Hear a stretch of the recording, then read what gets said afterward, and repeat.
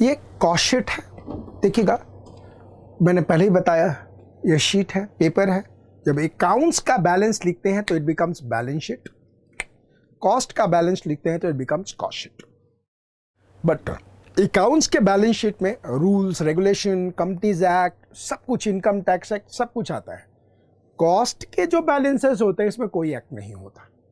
तो एक प्रेजेंटेशन का तरीका है ये जो है ना, नॉट मतलब बंधन, शादी के बंधन, पता है ना, ये है शादी के बंधन, देख रहे हैं ना आप। हाँ, तो इसमें मैं आपको जो अभी पढ़ा रहा हूँ वो 4 नॉट का होगा। इस पे फिर कुछ क्वेश्चन कराऊंगा एंड उसके बाद फिर से इसको और बड़ा करूंगा और इसको जितने भी तरह से कॉस्ट शीट का प्रेजेंटेशन हो सकता है सब कुछ आपको कराऊंगा। तो जब भी आप कॉस्ट शीट बनाएंगे तो सबसे पहले क्वेश्चन में नेम ऑफ द कंपनी ढूंढ के लिख देंगे, नेम ऑफ द कंपनी। फिर लिखेंगे पीरियड। देखिएगा पीरियड बहुत जरूरी है क्योंकि कॉस्ट शीट 10 दिन में बनाए गए प्रोडक्ट का भी हो सकता है, 30 दिन में बनाए गए प्रोडक्ट का भी हो सकता है, 3 महीने के प्रोडक्ट का भी हो सकता है। तो पीरियड बहुत ज़रूरी है क्योंकि वही डिसाइड करेगा कि ओपनिंग स्टॉक क्या है, क्लोजिंग स्टॉक क्या है। तो पीरियड बहुत इंपॉर्टेंट है। तो सबसे पहले आप लिखेंगे नेम ऑफ द कंपनी, फिर आप लिखेंगे पीरियड और फिर लिखेंगे नंबर ऑफ यूनिट प्रोड्यूस्ड। ये 3 चीज़ें आप जरूर ऊपर रखोगे, ठीक है ना। आमतौर पे जो मैं कहता हूं 4 कॉलम खींच के चलेंगे, 1 2 3 4, राइट। अब आगे पीछे अपने हिसाब से कुछ भी कर सकते हो, कोई दिक्कत नहीं है। 4 मैं लेके चल रहा हूं, ओके। अब यहां पे देखिए हमने फर्स्ट कॉलम को ऐसे छोड़ दिया, हमने सीरियल नंबर भी नहीं लिखा, छोड़ दिया। पर्टिकुलर्स, अमाउंट, अमाउंट, बस 4 कॉलम हो गया। अब फर्स्ट कॉलम को बिल्कुल ऐसे छोड़ा है, राइट। इन पर्टिकुलर्स, अमाउंट, अमाउंट, चूंकि इसमें नंबर भी हो सकता है, ऐड सबट्रैक्ट भी हो सकता है, तो हम याद रखेंगे पर्टिकुलर्स, अमाउंट, अमाउंट। अब शुरुआत करते हैं। सबसे पहले हम इसमें लिखेंगे, पहले आप सारा लिख दीजिए फिर आपको मैं रटाऊंगा। हाँ, मैं होशो हवास में कह रहा हूं कि रटाऊंगा। Direct raw material consumed, inner column में डाल दिया, डायरेक्ट रॉ मटेरियल कंज्यूम्ड। अगर डायरेक्ट वर्ड हटा भी दोगे, रॉ मटेरियल कंज्यूम्ड भी लिखोगे, तो इसका भी मतलब होता है डायरेक्ट रॉ मटेरियल कंज्यूम्ड, इसका भी मतलब होता है मटेरियल कंज्यूम्ड। अगर आप सिर्फ मटेरियल कंज्यूम्ड भी लिखते हो तो यही बात आती है। तो आपने सबसे पहले यहां लिख दिया डायरेक्ट रॉ मटेरियल कंज्यूम्ड, फिर इसमें आपने ऐड किया डायरेक्ट लेबर, इनर कॉलम में आ गया डायरेक्ट लेबर। फिर इसी में आपने ऐड किया डायरेक्ट एक्सपेंसेस, डायरेक्ट एक्सपेंसेस आपको पता है। अब raw material consume, direct labour and direct expense को जोड़ दिया तो हमारे पास आया प्राइम कॉस्ट। तो प्राइम कॉस्ट हमने आउटर कॉलम में लिख दिया। बात समझ में आई? तो एक बात बताओ, आपके एग्जाम में क्वेश्चन आएगा कि direct expenses is a part of prime cost, correct और इनकरेक्ट? करेक्ट। आपके एग्जाम में क्वेश्चन आएगा कि raw material consumed is a part of a prime cost, correct और इनकरेक्ट? करेक्ट। आपके एग्जाम में क्वेश्चन आएगा कि direct labour is a part of a prime cost, correct और incorrect? Correct. So prime cost is equal to raw material consumed plus direct labour plus direct expenses, not expenses, direct expenses. So prime cost equal to raw material consumed, direct labour and direct expenses. आपको material consumed को अच्छी तरह से समझाया जा चुका है, direct labour समझाया जा चुका है एंड डायरेक्ट एक्सपेंस समझाया जा चुका है। तो ये हो गया हमारे पास प्राइम कॉस्ट। अब प्राइम कॉस्ट में हम क्या करेंगे? फैक्ट्री कॉस्ट को ऐड करेंगे, फैक्ट्री कॉस्ट को ऐड करेंगे, फैक्ट्री इनडायरेक्ट कॉस्ट को। तो हम इसमें क्या करेंगे? नंबर 1 यहां पे लिखते हैं इनडायरेक्ट मटेरियल, इनर कॉलम में इनडायरेक्ट लेबर, इनडायरेक्ट एक्सपेंसेस। इन तीनों को जोड़ देंगे तो इट बिकम्स फैक्ट्री ओवरहेड। किस किस को जोड़ेंगे? Indirect material cost of the factory, indirect labour cost of the factory, indirect expenses of the factory. इन तीनों को जोड़ेंगे तो क्या हो जाएगा? Factory overhead, add factory overhead.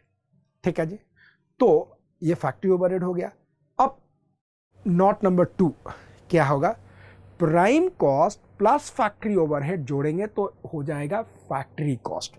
क्या हो जाएगा? Factory cost. Point number 2, not number 2, factory cost में क्या आ जाएगा, प्राइम कॉस्ट आएगा प्लस फैक्ट्री ओवरहेड आएगा। तो आपके एग्जाम में क्वेश्चन आएगा कि factory cost is equal to prime cost plus factory overhead. Answer is correct और इनकरेक्ट? करेक्ट। सो हमने क्या किया, फैक्ट्री कॉस्ट यहां ले लिया। ओके, तो नंबर 2 पॉइंट हो गया। अब हम इसमें क्या करेंगे, फैक्ट्री कॉस्ट में administration cost, indirect office material cost, indirect office labour cost, indirect office expenditure cost, और इन तीनों को जोड़ देंगे तो बन जाएगा एडमिनिस्ट्रेशन ओवरहेड। तो हमने एडमिनिस्ट्रेशन ओवरहेड बाहर का कॉलम में ले लिया। अब हमने क्या किया, फैक्ट्री कॉस्ट में एडमिनिस्ट्रेशन ओवरहेड जोड़ देंगे तो क्या आएगा, कॉस्ट ऑफ प्रोडक्शन। तो नॉट नंबर 3, नॉट मतलब बंधन number 3, cost of production. Cost of production कैसे है, फैक्ट्री कॉस्ट में हमने एडमिनिस्ट्रेशन ओवरहेड जोड़ दिया तो क्या आ गया आपके पास, कॉस्ट ऑफ प्रोडक्शन। ठीक है, अब इस कॉस्ट ऑफ प्रोडक्शन में क्या करेंगे, selling and distribution indirect material cost, selling and distribution indirect labour cost, selling and distribution indirect expenses, इन सबको जोड़ेंगे तो हो जाएगा selling and distribution overhead, selling and distribution overhead. ठीक है, अब हम कॉस्ट ऑफ प्रोडक्शन में सेलिंग एंड डिस्ट्रीब्यूशन ओवरहेड जोड़ देंगे तो क्या हो जाएगा, कॉस्ट ऑफ सेल्स। तो पॉइंट नॉट नंबर 4 क्या हो गया, cost of sales. Cost of sales कैसे निकाला आपने, कॉस्ट ऑफ प्रोडक्शन में सेलिंग एंड डिस्ट्रीब्यूशन ओवरहेड आपने जोड़ दिया cost of sales, right, cost of sales. उसमें आप प्रॉफिट जोड़ोगे तो क्या आ जाएगा, सेलिंग प्राइस। तो ऐड प्रॉफिट सेलिंग प्राइस। ठीक है, 4 नॉट को मैंने यहां पे बताने की कोशिश किया है। कितने नॉट को, 4 नॉट को। आराम से स्क्रीन पे आपको दिख रहा है, आराम से इसको देखिए। सबसे पहला नॉट क्या है देखिएगा, प्राइम कॉस्ट, उसके बाद क्या है, फैक्ट्री कॉस्ट, उसके बाद क्या है, प्रोडक्शन कॉस्ट, उसके बाद क्या है, कॉस्ट ऑफ सेल्स। तो ये जो नॉट है ये ध्यान रखिएगा, क्यों, क्योंकि ऊपर से नीचे, नीचे से ऊपर कई तरह के मिसिंग क्वेश्चंस इसमें आएंगे, कई तरह के क्वेश्चंस आएंगे इसमें, ध्यान रखिएगा आपको। तो कितने नोट्स हैं आप इसको में ध्यान रखिए। पहला नोट देखिए क्या है, प्राइम कॉस्ट, दूसरा फैक्ट्री कॉस्ट, तीसरा कॉस्ट ऑफ प्रोडक्शन, चौथा cost of sales. Profit and margin को हमने छोड़ रखा है इसमें, देखिएगा आराम से। तो कितने नोट हैं इस कॉस्ट शीट में आप देखिए, prime cost, factory cost, cost of production, cost of sales. फिर से देखिए, प्राइम कॉस्ट, ध्यान से, इसको बाद में फिर मैं तोड़ूंगा और डिटेल में तोड़ूंगा, चुन चुन कर तोड़ूंगा इसको, पकड़ पकड़ के मारेंगे डिटेल को।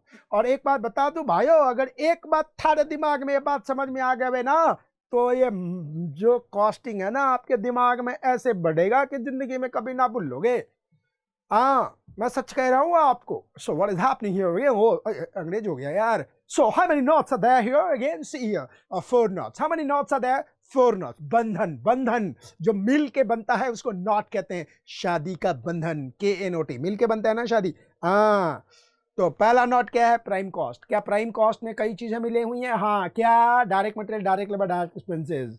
ओके, दूसरा नोट क्या है, फैक्ट्री कॉस्ट, उसमें क्या है, प्राइम कॉस्ट में क्या जोड़ा था, फैक्ट्री ओवरहेड। हाँ, अब तीसरा नोट क्या है जी, कॉस्ट ऑफ प्रोडक्शन, तो फैक्ट्री कॉस्ट में क्या जोड़ा था जी, एडमिनिस्ट्रेशन ओवरहेड। हाँ, और उसके बाद आखिरी नोट यानी कि लास्ट नोट, इसमें क्या है आपके पास, कॉस्ट ऑफ सेल। तो कॉस्ट ऑफ प्रोडक्शन में क्या जोड़ा था आपने, सेलिंग एंड डिस्ट्रीब्यूशन ओवरहेड। तो टोटल कितने नोट हैं बताइए, कितने नोट हैं टोटल, 4। शुरुआत से देखिए 4, ये बाद में कुछ बंधनें और खुलेंगी, हम खोलेंगे इसको, लेकिन यहाँ आपके छोटी सी दिमाग में बड़ी सी बात डालते हैं, ये क्या होता है, that is a knot. So what is coming here, a very simple point what we understand. Number 1 is coming what, number 1 is coming what, the prime cost, then it's coming what, the factory cost, then it's coming what, the production cost, and next is coming what, the cost of sales. तो यहाँ पे कितने note हुए भाई, कितने note हुए, यहाँ पे जो हुए नोट हुए,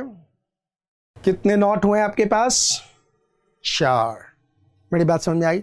अब एक काम करते हैं, एक MCQ कर लें क्या, जरा देखते हैं। एक ही MCQ है, देखिएगा MCQ।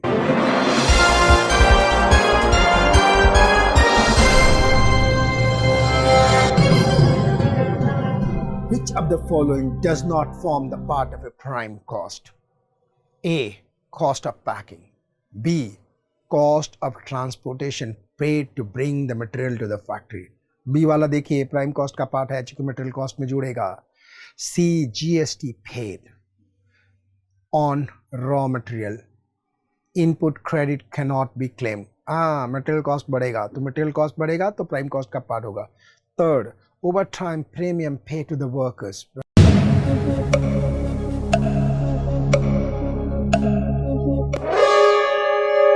Correct answer is cost of packing material. अभी काम करते हैं, एक ना कॉस्ट शीट का क्वेश्चन रख लेते हैं। We'll do the practical questions and then we'll decide what can be done best. Practical question 6. From the following information of Maruti Udyog Limited producing 10 unit of XL6 in the month of February 2022, calculate the cost of sales per units. ठीक है, question दे बोल रहा है raw material consumed 10 lakh. जो cost sheet आपने पढ़ा है उसी फॉर्मेट पे ये है। Direct labour 5 lakh, direct expenses 1 lakh, factory overhead 3 lakh, administration overhead 6 lakh, selling and distribution overhead 5 lakh. ये क्वेश्चन उठ के यहाँ पे आ गया। यहाँ पे ये क्वेश्चन है, फॉर्मेट है कॉस्ट शीट का। ये कॉस्ट शीट का फॉर्मेट देख रहे हैं, नीचे क्वेश्चन है। ठीक है, फॉर्मेट आप देख रहे हैं। आप कितने नोट हैं इसमें? 4 नोट वाला कॉस्ट शीट और ये है क्वेश्चन। सॉल्यूशन शुरू करते हैं। Cost sheet, name of the company Maruti उद्योग, पीरियड फरवरी 2022, यूनिट प्रोड्यूस्ड 10। ठीक है, 4 कॉलम लेके चलते हैं। 1 पर्टिकुलर्स, अमाउंट। सबसे पहले क्वेश्चन में देखते हैं, यहाँ पे आ जाइए रॉ मटेरियल। रॉ मटेरियल कितना आ गया? इनर कॉलम में जाएगा। रॉ मटेरियल कंज्यूम्ड कितना है? 10 लाख। चलो उड़ के आ गया। फिर से देखिए क्वेश्चन में क्या है? Direct labour. डायरेक्ट लेबर कितना है देखिए क्वेश्चन में? 5 लाख। चलो जी 5 लाख उठ के आ गया। फिर देखिए क्वेश्चन में डायरेक्ट एक्सपेंसेस कितना है? 1 लाख। चलो जी डायरेक्ट एक्सपेंसेस हो गया। अब 10 lakh plus 5 lakh plus 1 lakh equal to how much coming? 16 lakh. ये क्या हो गया? Prime cost. ये क्या हो गया? Prime cost. ये क्या हो गया? Prime cost. Is it clear? तो प्राइम कॉस्ट में क्या को जोड़ा आपने? Raw material consumed plus direct labour plus direct expenses. ठीक है, अब हम क्या करेंगे? Add factory overhead. क्या है? Add factory overhead. क्वेश्चन में देखिए फैक्ट्री ओवरहेड कितना है? 3 लाख। चलो जी 3 लाख उठ के आ गया। अब prime cost plus factory overhead जोड़ेंगे तो दूसरा नोट क्या आएगा? Factory cost. चलो जी फैक्ट्री कॉस्ट कितना हो गया आपके पास? फैक्ट्री कॉस्ट आराम से देखिए 16 lakh plus 3 lakh, how much coming? 19 lakhs. अब फैक्ट्री कॉस्ट भी हो गया। अब क्वेश्चन में देखिए administration overhead, right? Administration overhead कितना है क्वेश्चन में देखिए? 6 लाख। चलो जी 6 लाख उठ के यहाँ पे आ गया। एडमिनिस्ट्रेशन ओवरहेड 6 लाख उठ के यहाँ आ गया। ठीक है, बढ़िया है। अब इसको जोड़ देंगे किस में? फैक्ट्री कॉस्ट में। तो क्या आ जाएगा? Cost of production. ऊपर फॉर्मेट आप देख रहे हैं, बिल्कुल फॉर्मेट के अनुसार से जा रहा है। Cost of production. Cost of production कितना हो गया साहब? 19 लाख प्लस 6 लाख इज 25 लाख। चलो जी 25 लाख आ गया कॉस्ट ऑफ प्रोडक्शन। अब हम आगे बढ़ते हैं। अब इसमें हम ऐड करेंगे क्या चीज़? Selling and distribution overhead. क्या ऐड करेंगे बोलो? Selling and distribution overhead. अब सेलिंग एंड डिस्ट्रीब्यूशन ओवरहेड कितना है देखिए जरा क्वेश्चन में कितना देखिए? 5 लाख। चलो जी selling and distribution overhead add होके आ गया। Selling and distribution overhead add होके आ कितना? 5 लाख। अब हम इसको ऐड कर देंगे तो चौथा नोट आ जाएगा 25 lakh plus 5 lakh is how much coming? 30 lakh. तो फिर आ गया note number 4 cost of sales. Cost of sales कितना आ गया? 30 लाख। That's it. हमें यही निकालना था, हमारी कहानी खत्म हो गई। अब अगर हमें पर यूनिट कॉस्ट निकालनी है तो आपको पता है, तो आराम से निकालते हैं। Cost per unit of XL6 कैसे निकालेंगे? Total cost of sales divided by total number of produced and sold during the year. क्योंकि हम मानते हैं बेच दिया चला गया। तो टोटल कॉस्ट कितना है बेटा? तो देखिए कॉस्ट शीट में देखिए कितना है? 30 lakh. 30 lakh divided by how much? 10। तो 30 lakh divide by 10 equal to how much? 3 lakh per unit. यानी मतलब क्या हुआ कि एक XL6 ये गाड़ी देख रहे हैं आप, 3 लाख रुपया में मारुति बना रही है। ये एग्जाम्पल है, राइट? सो मुझे लगता है कि अब आपको 4 यूनिट का 4 नॉट का कॉस्ट शीट आपको अच्छी तरह से समझ में आ गया और चीज़ें आपको समझ में आ गई। हम इसके बाद और डीप में चलेंगे और सारी चीज़ें हम बात करेंगे, राइट। लेकिन एक बात ध्यान रखना, मैं सोचता हूँ कि direct labour in the factory, मतलब फैक्ट्री के अंदर जो डायरेक्ट लेबर है ना, उसके कुछ एग्जाम्पल्स आपको समझाऊं कि किस तरह से डायरेक्ट लेबर कैलकुलेट किए जाएंगे और समझे जाएंगे, ठीक है। और उसके बाद हम क्वेश्चन ही क्वेश्चन करेंगे। Thank you very much.